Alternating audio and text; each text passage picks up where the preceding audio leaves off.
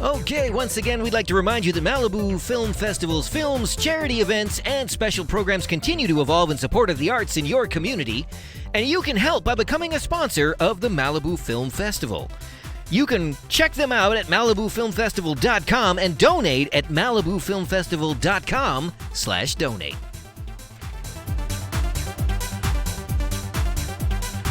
Okay, we are back for the last 20 minutes of the show this evening. Todd, I see you bopping your head there. We played this theme so many times, it's actually starting to grow on you now. You have to play it a million times because it really is a pretty corny track. Oh, yeah, well. But when it's the only thing you listen to every Friday night for a year and a half, you might start to tolerate it. It's all right. Oh, okay. And considering the fact that I've actually been listening to it for how long now? It's been like 15 years, Joe, since this track Yeah, probably. released. At Yeah. least, yeah. MTV Music Maker came out. All those years ago. Yeah. Program. And the sad thing is that's true. I got to get my PlayStation 1 back up and running. That was the world's greatest musical instrument ever. Work? I tried it once, and I don't think it did. Mine I don't still know if I works. even still have the game. gotta talk to Yeah, my- but you're different. I You're gotta talk weird. to my buddy Andy. Joe's got like a working He's 8-track. actually, I have a working ColecoVision. yeah, my friend Andy, he's really getting big into like collecting all the classic game systems, like not the super classics, Ataris and Intellivisions and ColecoVisions or whatever the F That you're talking television was about. a business, man. I mean the good systems, like the PS1. Really? It has to start at the PS1? The POS No, one? not the Did you st- say the that's POS not starting. one? So back to like the NES. Yeah, like N64s, NES, yeah, Super NES, Sega Genesis, stuff The like Sega that. CD? He probably does have a Sega CD. I'm impressed, Andy. I don't know. I'll have to ask him. He's got a nice collection. Maybe I'll have to get him to send us a pic and we'll post it on the group. Okay, well, speaking of collecting technology, Todd, you said this next one actually hit a little close to home. There was something in the news about an Alexa going rogue and actually recording somebody's private conversation and then emailing it to a random contact. Oh my goodness. I pooped myself when I heard this story. It's like, oh my goodness. He says like that's the only reason he did that. Yeah. It's like he poops himself at least twice a week just on principle. And according to Amazon, they said that they were very apologetic and admitted that it actually did happen. That evidently the Alexa mistook some of the words that came up in the conversation. What are you doing there, Todd? I don't know why this thing used to have everything muted when I had OBS on, but now all of a sudden it's not doing that. So it mistook some of the words in the conversation for record this, and then other words for send it to so-and-so. Well, I read that it was an intentional hack. Well, that was apparently something to do with it laughing by itself every so often. Yeah, I remember hearing that story as well. They claimed that was a glitch. I don't believe that for a second, man. Okay, here's one of the things Microsoft. Yeah. And I believe it's probably every major software developer, but particularly any ones that do contracts with the federal government, they have to release the source code for their stuff to the federal government to be inspected by the government's best IT people. Mm-hmm. And they will go in and find every single loophole, but they do not necessarily go back and tell Microsoft about those loopholes. There are some that they basically will come up with their own patches, and there are some that will say, you guys need to patch this if we're going to continue to do business. But by and large, they just want to know where the holes are so that they can use those same holes to go and get information. Todd, out are of you other trying to people. do some more research on this right now? Oh, man. Todd, really? Seriously? I thought that was me for a second. Got time to go and make a cheese sandwich? Because I was on some weird website called like technologyreview.com. I was like, do they actually have this weird crap on their website? Wow. Okay, they never should have given him that device. Man. Someone used to hack Joe's license. Yeah. Yeah, because So, this yeah. thing is saying, that Alexa is recording. It is recording and listening to a lot more than you think it does. All It of is these Yeah, not- it's devices listening do. to everything. I mean, yeah, Doesn't it it is just listening to listen everything. continuously Yeah. for you to say something Well, it has to to it? continuously listen in order to hear you when you actually do call it. It only reacts when you actually say Alexa. Well, here's the thing that cracks me up. I mean, I'm not sure. Well, maybe I am. Maybe Amazon is not quite as far ahead on the technological curve as Google. But the reality is, we're sitting here having this conversation about, oh, Alexa might be kind of bad. But you know what? If you own an Android phone, guess what? Your phone's sitting there listening to you all the time anyway. Because just try saying, "Hey, Google," to it. It's not just an Android phone. It's any phone. Same thing with the iPhone. I don't know. Maybe Blackberries don't do that. And yeah, that's one thing I was just thinking. I was like, and we wonder why our batteries never last. You know, these smartphones are doing so much stuff in the background that most people don't know about or care about. That I'm sure it is actually listening to just about everything we say. And you make it easier. Like every you time give you it go into access. you add Bluetooth, you interconnect your devices. I'm sure there was one of those things, you know, when you turn on your phone, it's like, give this app access to your speaker, your contacts, I'm your sorry, Dave. phone. I'm afraid I can't do That's that. why you wanted to talk about this. You just wanted to use that soundbite. That was a good soundbite. Yeah, That's a good one. It's classic. It's classic. And that's where it's all headed. Yeah, exactly. So, You're going to end up with HAL 9000 or the T1000. That's where it's all going right now. Yeah. And Because Kelly, it's scary enough that the machines are listening to you, but the fact that they are, in fact, talking to each other, that should be cause for concern. Speaking And, of which, go ahead. and Kelly's on the Facebook chat, and I was thinking that when we kept saying Alexa, she's saying, "Stop saying Alexa. You keep turning on my Alexa." Did you hear, by the way, it was kind of buried in the third page. Does everybody remember that, I believe it was Uber that was they were testing self-driving cars for picking up passengers, and then one of the cars hit a pedestrian and killed him. On accident?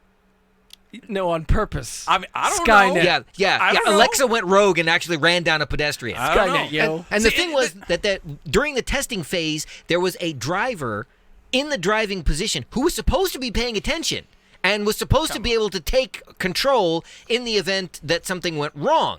Okay, and the driver was evidently not paying attention, and the car mowed down this pedestrian and killed her. Yeah, well, how fast is a guy supposed to react? Well, presumably, if you see somebody about to step off the curb, you would be able to do something about it. Obviously none of us were there, but this came out in the news that the Federal Highway Traffic Safety Administration has been looking at the information concerning this accident and how it occurred, and what they determined was that the car detected the pedestrian 6 seconds before the collision. But for some reason, the Uber people had disarmed the vehicle's ability to stop. So it couldn't brake. You know, And that's where I really have a problem with it, because it's fine. Technology is actually capable of being very helpful, and it's very rarely the technology you have to worry about. Like, we don't have to worry about the holes and all that stuff in your OS or any of the security leaks until they get exploited, and the machines are not the things that are exploiting those leaks. Yeah. It's people who go in there and deliberately break stuff in order to make that extra buck or save an extra I don't know penny. how deliberate it was. I'm sure it was just user error where, I'm not so somebody sure. was coding this thing and they forgot to check a box So or it's turned the an I human, into an O. But it's the human that's so the weakness. I'm seeing this guy driving So we down the need street, to let the machines run themselves. and he's letting the car drive, and the pedestrian steps off the street, and he says, "Hey, Alexa, stop! Alexa, stop!" I'm sorry, Dave. I'm afraid I can't do that. And it turns out it's because they disconnected the brakes. The autonomous braking was shut down, and the car couldn't stop itself. It said, "Oh, look, there's a pedestrian, but I can't stop." Yeah, that's pretty messed up, man. That's how it goes. All right, problem solved. We have successfully saved the Let's world. just keep saying Alexa, so it'll keep messing with people's Alexa. Alexa, play Pandora. Okay, Google. Alexa, make me a ham sandwich. That's fun. Alexa, order that sex doll from Amazon. Oh, wow.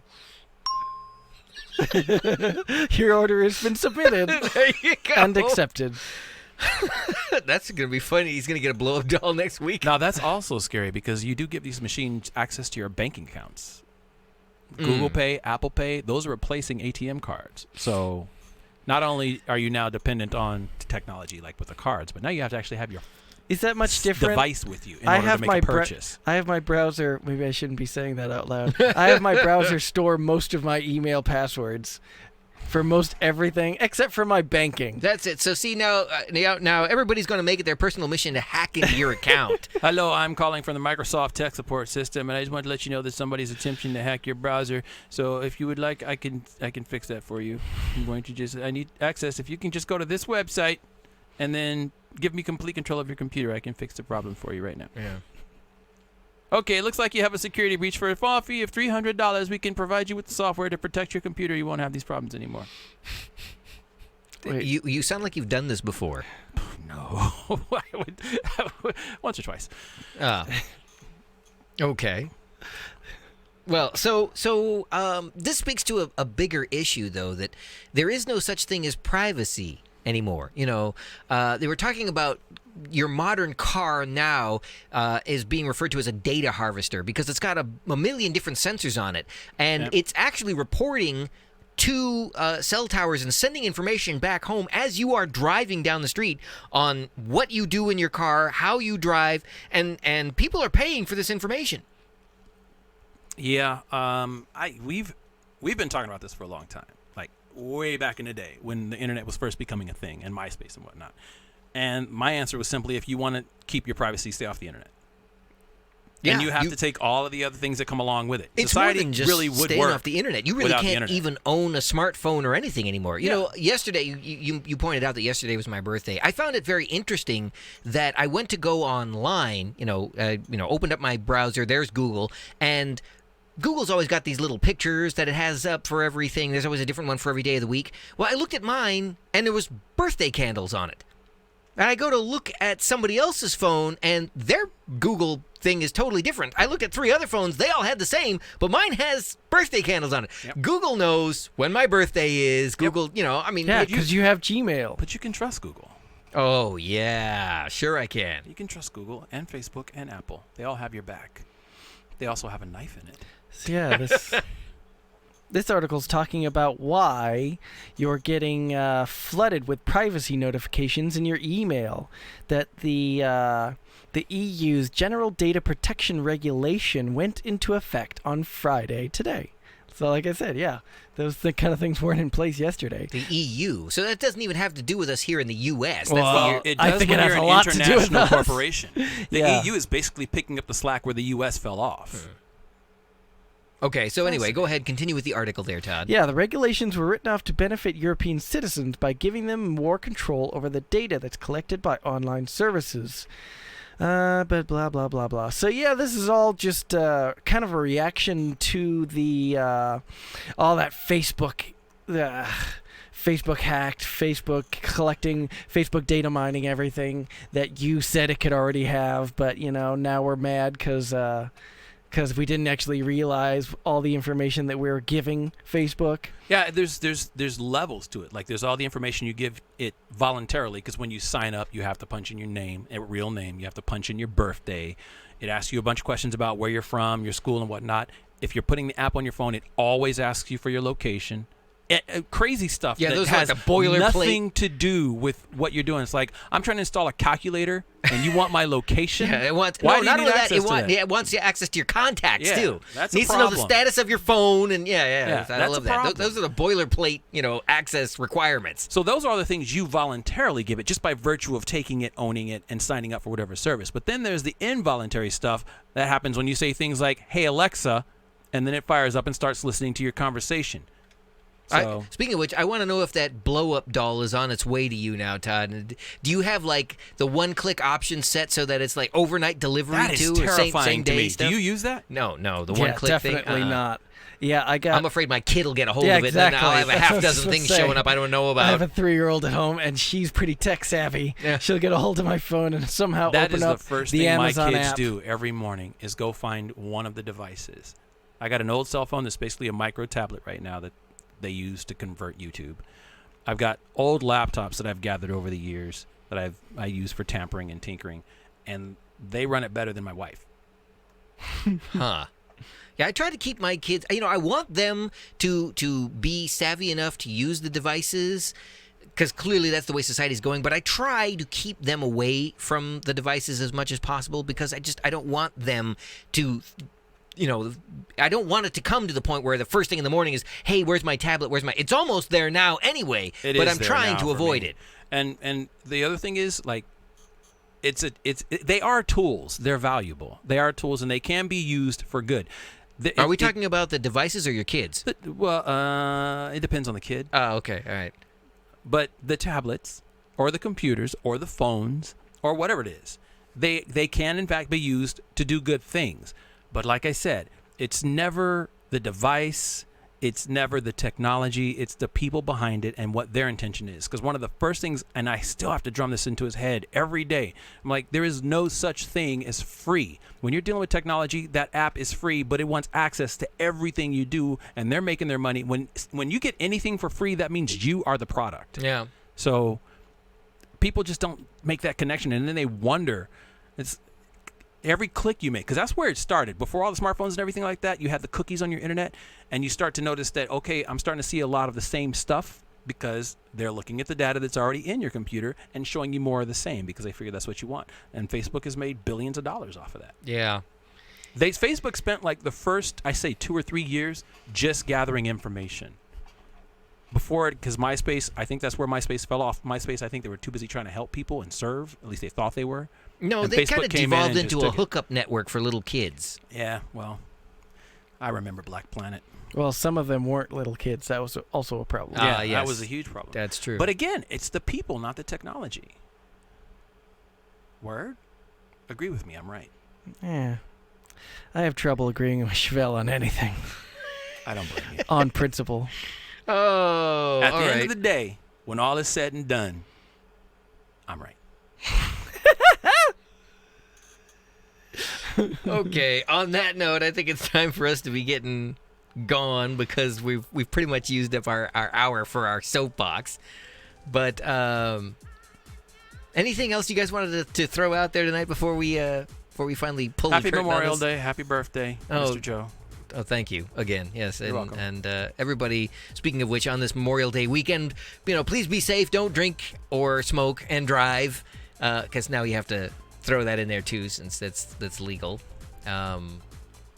Wait, you can get everything shipped to your front door. You don't need to anymore. Oh, we got to talk about that one day. What? The gig economy, man. Oh, yeah, that's right. You did say you wanted to discuss that. Maybe we'll have need to to put that talk on the about next that. Friday night show or something. Yeah. Yeah. I need one of those gigs. They're not so bad, but they're really not that great either. Side hustle. Yeah, it's hard out here. Full pimp. Okay, all right. Yeah, get that drop, Joe. Which Never drop? mind, Joe. This is like, I don't know. It's winding down very slowly tonight. Just relax into it, Joe. Breathe in through the nose. You listen to out that through the music. mouth. And... Okay, so this has been another exciting episode of Around Midnight with the local boys, and Todd is going to sleep right now. I'm Joe Carbonetta alongside Chevelle Devine, Just Todd go to sleep. Fluker, Go to sleep. and we're trying to help you go to sleep now, and just, I don't know. Todd, what were you doing? Oh, yeah, Todd was Alexa, play polka music. Alexa, play black jazz. Oh, no, you did not. Playing jazz. If you don't know what we're talking about, look up what was it, the Alexa Silver or Alexa something? Silver. Yeah. Look that up on the internet. Look up the Alexa Silver. It was a hilarious skit on a Saturday Night Live, probably a couple of months back, but very, very funny. And anyway, for all the local boys, it's time for me to get out of here tonight. Stay mixified and don't drink and drive.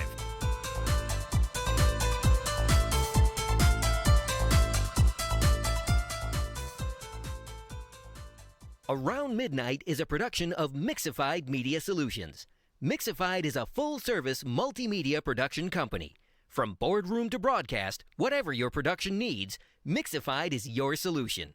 Go to Mixified.com, that's MIXAFIED, or call 951-356-6882.